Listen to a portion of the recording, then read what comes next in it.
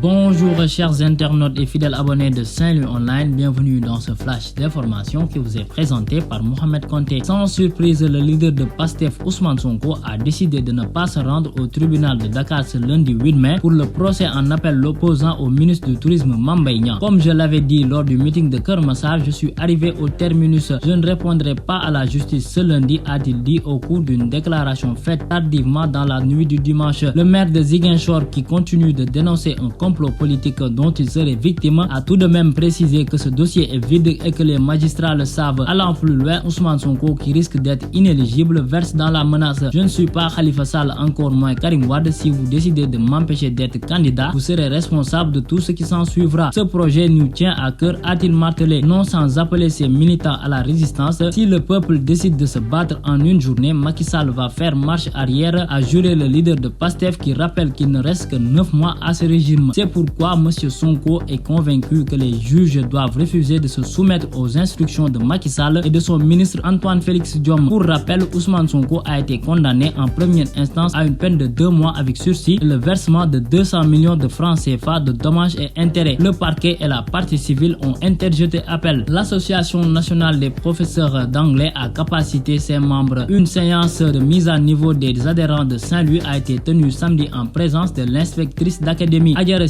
Diagne a magnifié la pertinence de cette démarche visant à permettre aux adhérents de mieux exercer leur programme. Elle a insisté sur les bénéfices pour les apprenants de maîtriser cette langue. Avec 6800 professeurs à travers le pays, l'ATES travaille désormais à gagner son autonomie et à mener diverses activités de formation et de renforcement de capacités. Nous pensons à offrir par exemple des bourses d'études ou des stages à nos membres à l'international, a indiqué El Hadj Cheikh Faye, le président. Par ailleurs, dans l'optique d'assurer une bonne maîtrise de l'anglais par les élèves, M. Faye et ses camarades invitent les autorités éducatives à démarrer l'apprentissage depuis l'élémentaire. La fédération départementale du Parti démocratique sénégalais donne son accord suite à l'appel au dialogue politique lancé par le président Macky Sall à l'endroit de l'opposition et de la société civile. Justifiant leur réponse favorable à la main tendue, les libéraux estiment que le chef de l'État a fait un grand pas vers le PDS en évoquant la possibilité de rétablir Karim Wade. Nous allons faire un pas vers lui pour que le dialogue puisse aboutir, a indiqué Djibril Sakho, leur coordonnateur. La libération de Karim Wade est une demande sociale, estime-t-il. Ils ont saisi l'occasion pour attaquer Aminata Touré, qu'ils considèrent comme l'artisan de l'exil de leur leader. Ils soutiennent que dorénavant, ils ne permettront plus à l'ancien premier ministre de s'en prendre à leur candidat à la présidentielle de 2024. Voilà, c'était tout pour ce flash. Restez connectés au programme de Saint-Louis Online. Continuez à liker et à vous abonner. D'ici là, portez-vous bien.